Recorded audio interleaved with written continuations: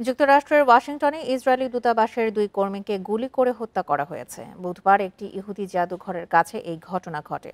নিহতদের একজন নারী এবং দ্বিতীয়জন পুরুষ।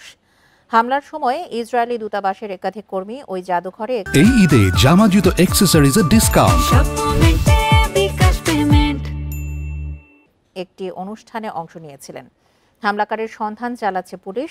জড়িতদের দ্রুত শাস্তির আওতায় আনার আশ্বাস দিয়েছেন যুক্তরাষ্ট্রের homeland security secretary Kristi Noem.